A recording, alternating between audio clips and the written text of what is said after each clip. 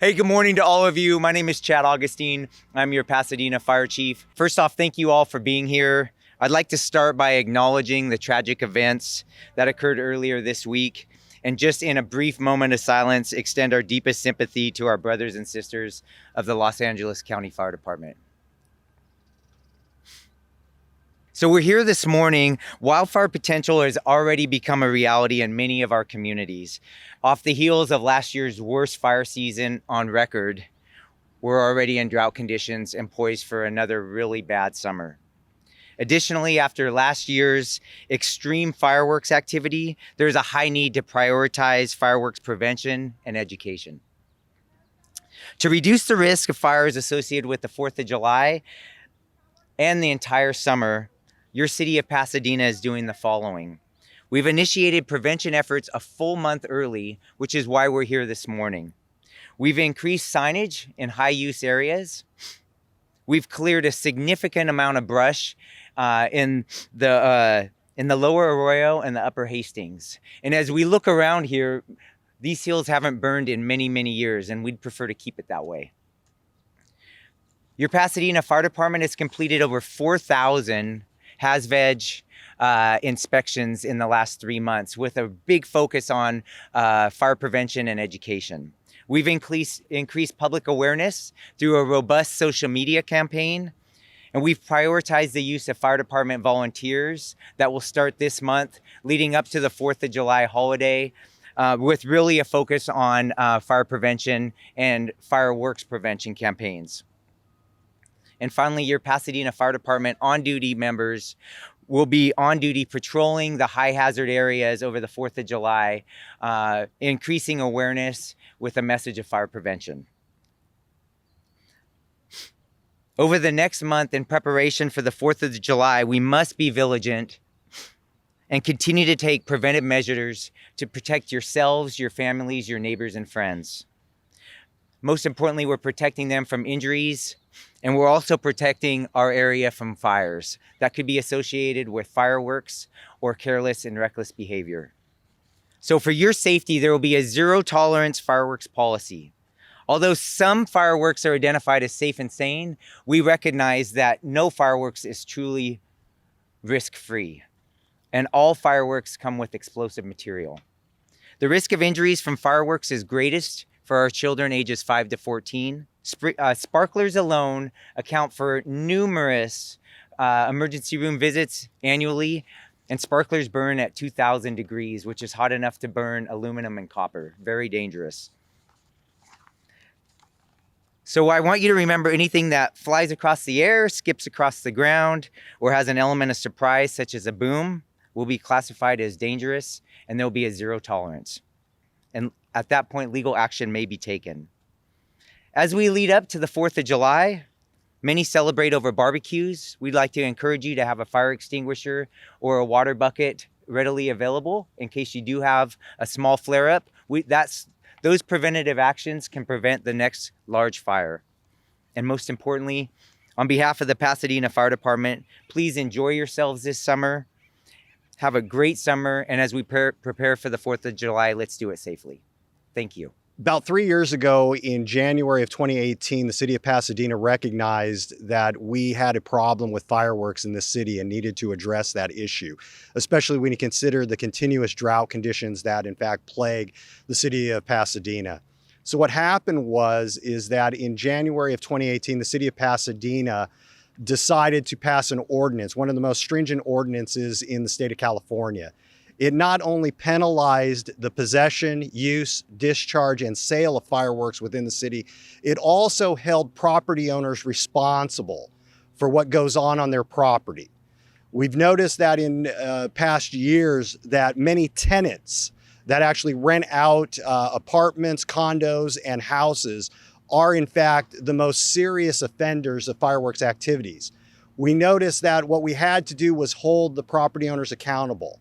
And in 2018, the city of Pasadena passed their ordinance, which did in fact criminalize the use, possession, discharge, as well as the sale of fireworks within this city, and held property owners equally accountable for what goes on their property. After the passage of that ordinance, the city of Pasadena formed what is known as our fireworks suppression detail. This encompasses the fire department, the police department, and the city prosecutor's office. Over the last 3 years, that detail has succeeded in issuing over 200 citations to fireworks offenders here in the city of Pasadena. We have also collected more than $30,000 in fines, and we have seized and confiscated more than 700 pounds of fireworks during that 3-year period. Over here to my left, you will see an example of those fireworks that have in fact been seized.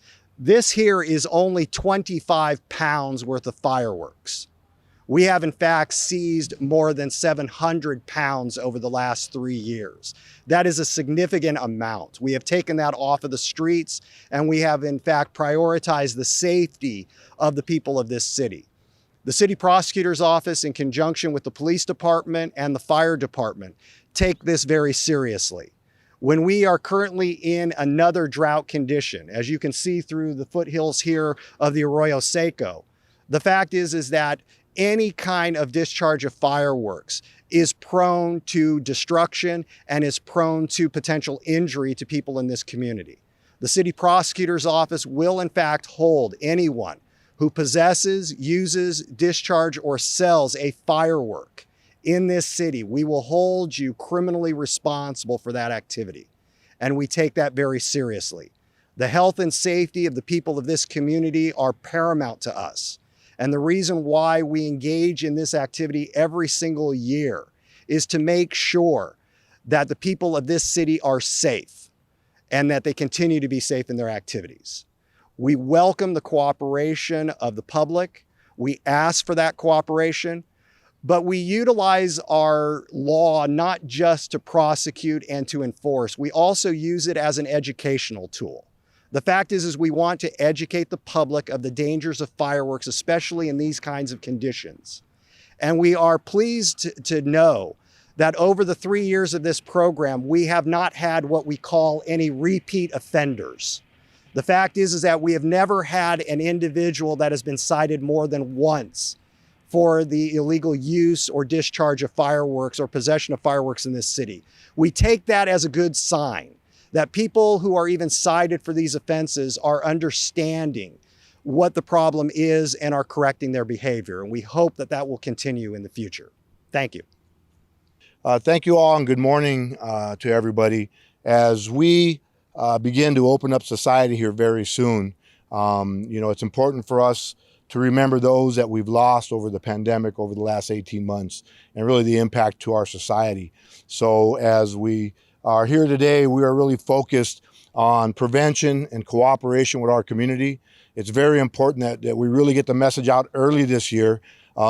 Pasadena, much like the police departments across this nation, saw a tremendous increase in the calls for service, especially last year. Every year this is a problem, but last year it really increased. For Pasadena, it was over 200% in the calls for service, with 1,300 in just a few weeks. And this takes both fire and police away from important tasks in our community when we are trying to chase these calls for fireworks. So we're here today really to talk about the cooperation in our community, to help us educate people around them to understand that they shouldn't use these fireworks at all. We should try to search out for sponsorship, sponsored events in our community. I hope everybody's looking forward to the 95th annual AmeriFest. It's one of the best fireworks shows in this country, but we should all look for local events where it could be safe for everybody. In this day and age, when we have a fire department that is really worried about the drought and the amount of fires and the fire seasons, this should matter to all of us. At some point, society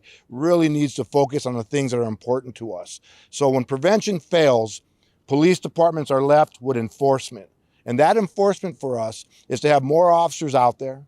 It's to arrest people for possession of fireworks, illegal fireworks. We have a city ordinance that you heard from our chief prosecutor on, that we have the ability to issue citations, make arrests, and administrative fines for families, not just for using the fireworks, but allowing your property to be used. So this is very important for us. So as we move forward here, I know it's early, but we should do this again and again and again for all of us to make sure that we're focused on prevention. When the prevention fails, we are left with the enforcement, and that's what we don't want in society today. We absolutely don't. So we're looking forward to really getting the message out. People should visit our websites at Pasadena.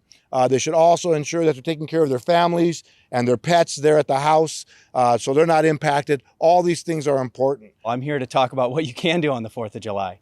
So, we were actually talking about it earlier today.